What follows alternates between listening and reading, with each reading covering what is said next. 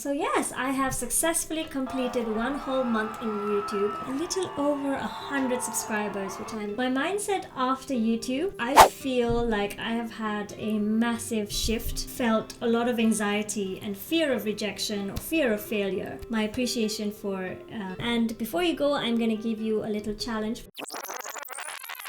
Hi there family and friends, welcome back to the channel. My name is Apsara, I'm from UK, currently living in USA, and in this channel we look at tools and tips that help us live happier, healthier and more productive lives. Today we're celebrating my first month anniversary in YouTube. So yes, I have successfully completed 1 whole month in YouTube, uploading 1 video each week, and I have also managed to gain a little over 100 subscribers, which I'm over the moon about. Feels as good as gaining 100,000. I'm so grateful to each and every one of you for hitting that subscribe button, supporting me, all the lovely comments and great advice that you all give me. Thank you. So today I'm going to be talking about my mindset that has evolved in this last month, how I used to think before YouTube and how I think now. So actually when I was just starting a month ago, I was in the hunt for new YouTubers who could share their insight and their experience on starting a channel. But I couldn't find any. I could only find advanced YouTubers giving advice or sharing their experience, and I just couldn't relate with them. So I thought I'd create this video, even if I'm a newbie. I hope this video helps somebody, whoever is on the fence on starting YouTube.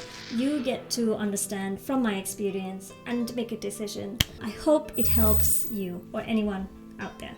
So without further ado, let's get to it. So my mindset before YouTube wasn't actually the best. In all honesty, I felt a lot of anxiety and fear of rejection or fear of failure, because YouTube, your success and failures are out there in the open for the world to see. I had major imposter syndrome on my days, so that thing does exist. Yeah, I felt like I wasn't good enough. Am I going to be good enough speaking to the camera? Am I going to be good enough or comfortable, confident? Yeah, all of that did happen. And another thing I remember I felt overwhelmingly was I never felt confident enough to start the channel because I felt like I was under-practiced or inexperienced.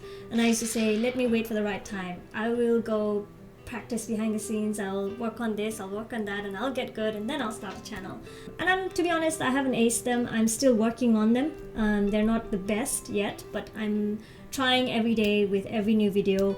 I learned something new. So now that I passed that hurdle, yes, that's a big barrier that you have to jump, and please do jump that, because once you do jump it, you realize that it's not that much of a big deal. No one really cares to that degree as you think they do. So I remember when I first published my video, I thought, okay, the next day things are gonna go crazy, people are gonna call me, I'm gonna be famous, all of that thought. But none of that happens. No one watches it. I got 20 views. You end up calling your friends and family and say, oh, I tried this video, please check it out, please watch it. So yeah, you don't get an overnight fame. It is something you have to work hard for. Each view you have to work hard for. Also, for those of you thinking that you're going to practice and start a channel when you're ready or when the time is right, all I'm going to say to you is, instead of waiting for the time to be right, just make the time right now. Just start, because no one's going to be perfect at the very beginning. You're gonna have to learn step by step. So you just have to grow along with it, build your confidence along. So I would say for YouTube, the right time is now. My mindset after YouTube, I feel like I have had a massive shift of my mindset from a consumer to a creator. Pre-YouTube felt like, I didn't realize it in that time, but I felt like I was a consumer. So I was just collecting information, keeping that with me, sharing that obviously with my loved ones, but 80% of me was a consumer. And now in this month, I feel like my brain has, there's a switch on and a switch off button, and it's been switched on to creator. Now, everywhere I go, whatever I watch, whether I'm watching Netflix, I'm reading something, or I find something, I see something, my brain automatically triggers around, oh, that's a great idea for a video, oh, that's a nice concept to talk about. My creator mind has really expanded. So my mind has clearly shifted from just being a consumer to being a consumer and a creator. So that's a difference that I've noticed in myself. Another thing that I've noticed in myself is found a lot of respect for creators out there. I think I appreciate them more than I used to before YouTube. And that's because if you think about it, anytime I want to search for any information, I find it in YouTube. For example, if I want to change the top of my pressure cooker, I will find it in YouTube. If I want to fix the light bulb and I don't know how to, I'm sure somebody in YouTube has created that for me. It's been ever so helpful in our lives, and I've never really thought that someone has actually taken the time to record that, edit it, and publish it for our convenience. So I have this newfound appreciation and gratitude towards all the creators in this world, whether it's informative or educational or entertainment. Another point that I would like to share is my appreciation for your time. I know time is money. It's one of the highest payment one can give somebody.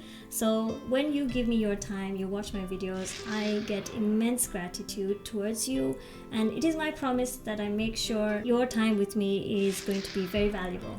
So I'm gonna talk to you about my process of getting these videos out from start to finish and my mindset during it. So the first step that I take, actually there's a pre-first step. So the pre-first step is that I get ideas left, right, and center.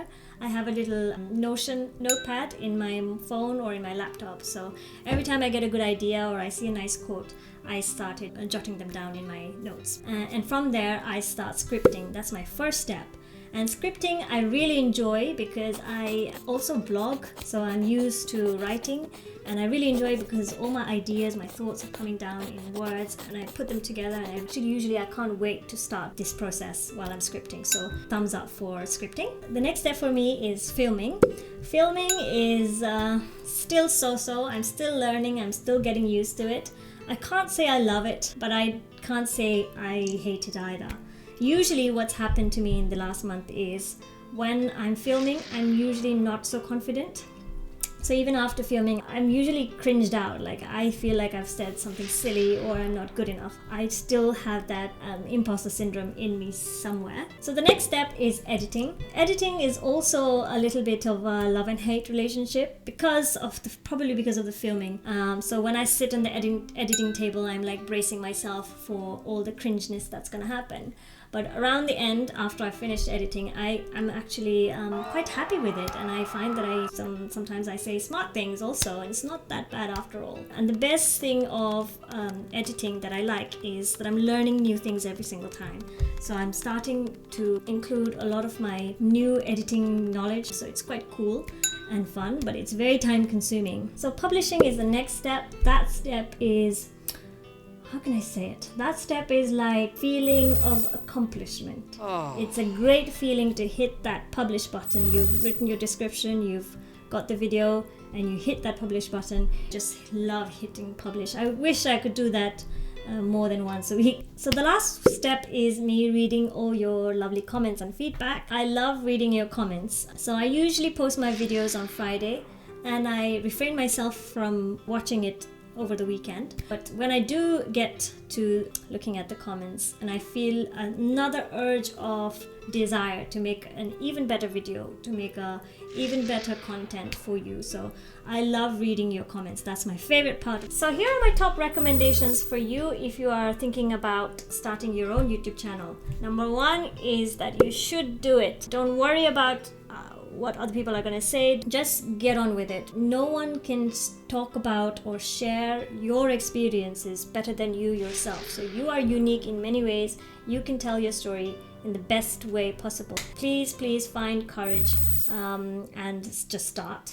My recommendation number 2 is when you're new like me, don't worry about how many views you get, subscribers or views or likes. Just focus on making a good video. Just focus on making sure your next video is better than your last in many ways, whether it's your presenting skills or whether it's your editing skills or your topic of choice. Your only priority should be creating great videos each time. Recommendation number 3 is that you'll find many pro YouTubers or advanced professional YouTubers will advise you to go and find your niche. Mine is a little bit opposite that, unless you found your niche. So I recommend if you found your niche, great. If you haven't, don't let that stop you. Just go ahead and start that journey ASAP and find your niche along the way. Recommendation number 4 is make sure you set clear goals about why you're starting your channel, because if you're just rolling on motivation, it's gonna run out some point and you're gonna burn out.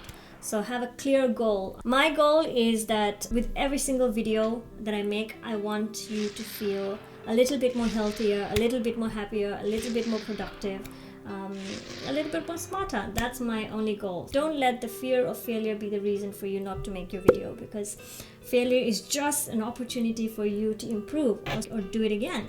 So thank you so much for watching. I hope you enjoyed that video or you learned a thing or two. Please don't forget to hit the subscribe button and the like comments and your lovely comments that I so much enjoy reading. And before you go, I'm going to give you a little challenge for those of you who are looking to start their own channel or still on the fence. Whack out your phone or your camera or whatever you've got nearby and record yourself. It's just a 30-second video. Record yourself, talk to the camera and see how you feel. When you've got that video, post it on YouTube. Just post it. Don't think about anything, just hit that publish button. And if you're still embarrassed or scared, there's a little function in YouTube where you can make the video private and only visible to yourself. But I suggest you to hit the full-fledged publish. Thank you. See you in the next video.